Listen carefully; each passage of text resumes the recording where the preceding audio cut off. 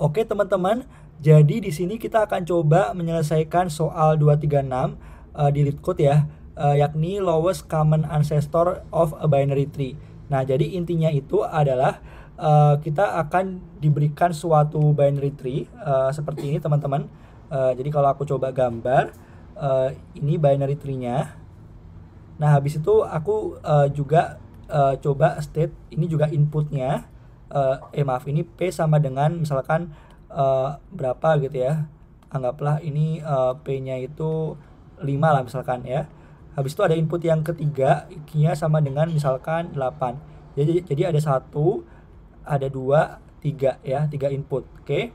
Nah, setelah itu kita diminta untuk mencari yang namanya nenek moyang bersamanya. Oke. Nah, maksudnya gimana? Nah, jadi gini teman-teman.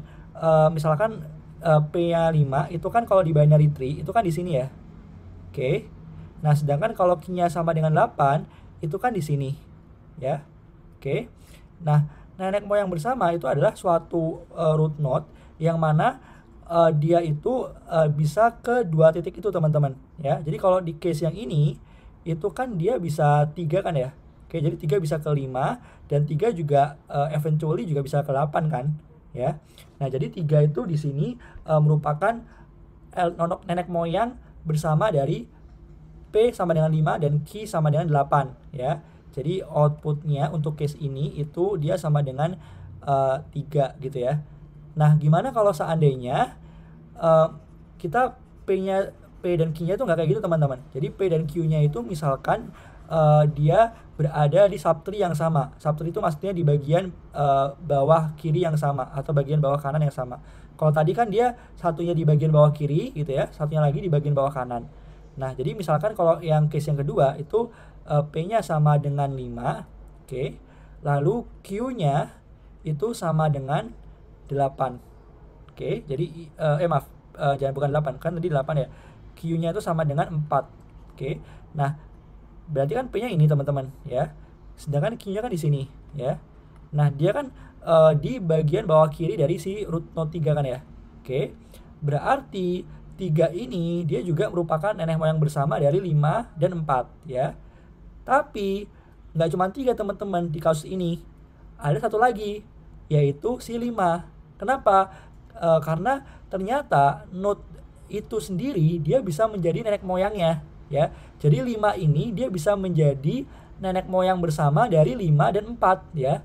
Maka output untuk case ini itu adalah 5 teman-teman. Kenapa? Karena kita punya 2 nenek moyang bersama gitu ya. Nah, dari 2 ini yang akan menjadi output itu adalah yang posisinya paling bawah teman-teman. Makanya di soalnya dia bilang lowest ya, atau yang paling bawah. Oke. Sampai sini paham ya? Nah, terus teman-teman mungkin bertanya, gimana caranya kita bisa menyelesaikan permasalahan ini gitu ya. Nah, di sini saya itu akan pakai yang namanya metode rekursif gitu ya. Dimana ini lebih tepatnya adalah DFS ya. Jadi yang akan saya lakukan adalah saya akan coba explore bagian kiri dulu teman-teman ya di sini ya.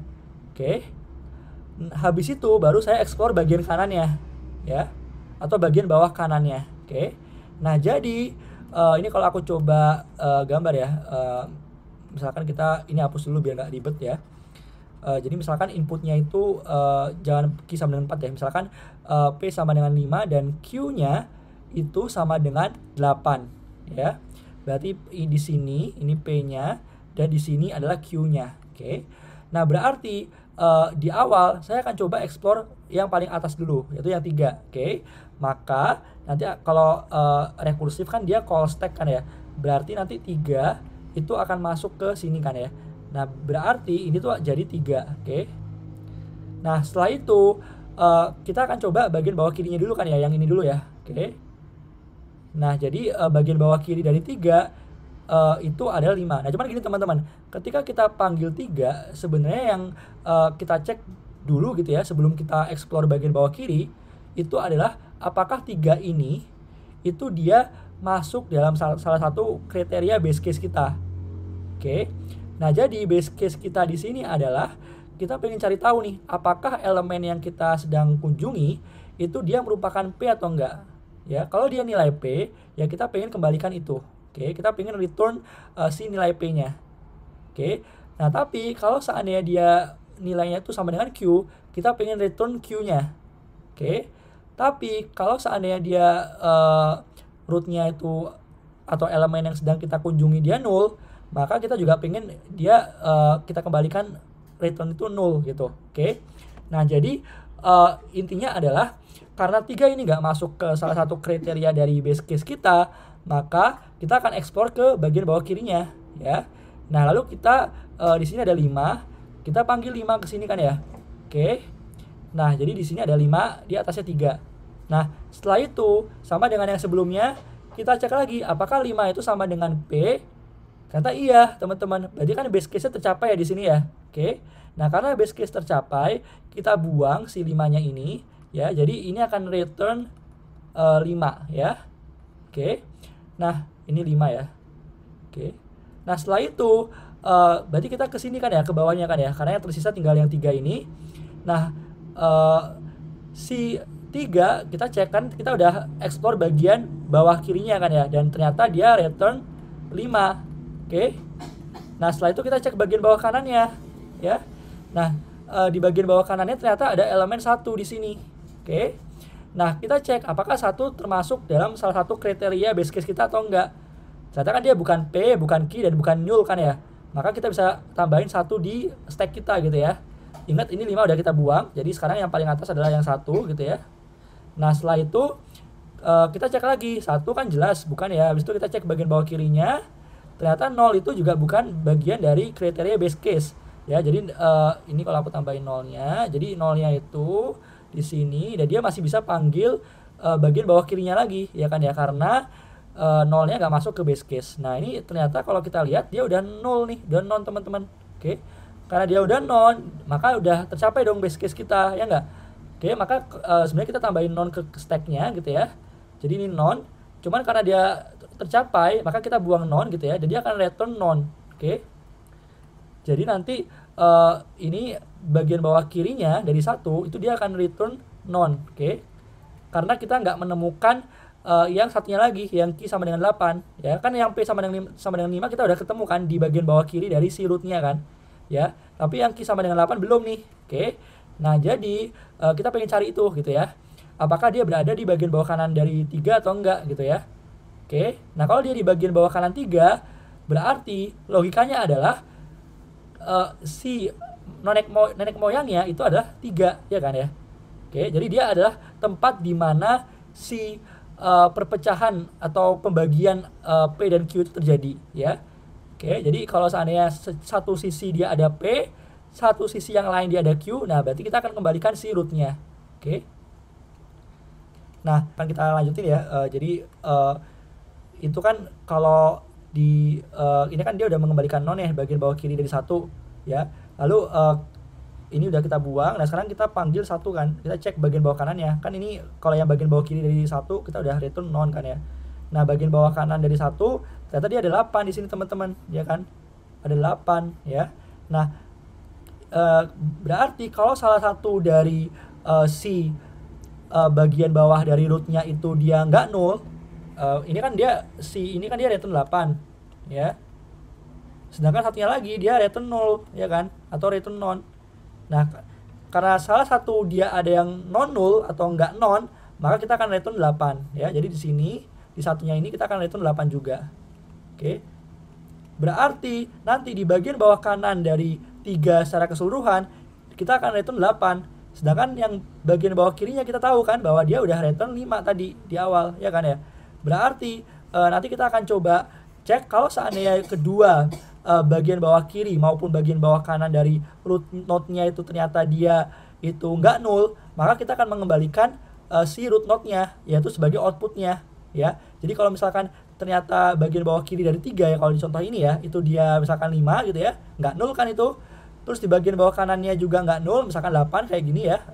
Nah, maka kita akan mengembalikan satu tingkat di atasnya karena dia adalah menjadi node di mana pembagian P dan Q terjadi. Jadi satu sisi ada P, satu sisi lainnya ada Q gitu ya. Maka kita akan return finally itu adalah 3 ya. Sampai sini paham ya? Tapi gimana kalau seandainya gini teman-teman, misalkan kita punya si P-nya itu bukan lagi 5 gitu ya. Misalkan gini, misalkan P-nya itu sama dengan 4, Q-nya itu sama dengan 5. Jadi sekarang yang P dia jadi 4 di sini. Nah, yang Q-nya itu dia 5 di sini. Oke.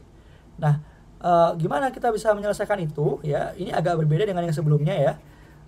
Jadi kalau aku coba gambarkan lagi call stack-nya gitu ya, biar teman-teman paham.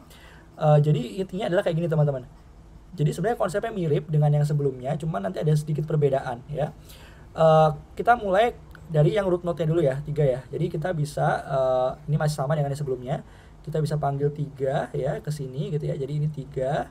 Oke. Lalu habis itu kita ke kirinya dulu, karena di code kita kan yang kiri dulu yang kita explore kan ya. Oke, bagian kiri gitu ya. Nah, jadi ini kita ke 5 ya. Nah, ingat di tadi kan kalau di 3 dia nggak termasuk kriteria base case, jadi kita bisa langsung ke 5. Nah, di 5 itu dia masuk ke kriteria base case karena 5 sama dengan Q kan di sini kan. Ya, maka di bagian bawah kirinya itu dia akan return 5 nih. Oke. Ya. Nah, habis itu jadi ini awalnya 5 ya. Habis itu kita buang, ini akan return 5 gitu ya. Nah, sekarang yang tersisa di call stack kita itu kan tinggal 3 ya. Nah, kita cek bagian bawah kiri udah kita explore kan tadi kan. Dapat 5 kan ini kan. Nah, bagian bawah kanannya itu berarti kan ini 1 nih. Ya.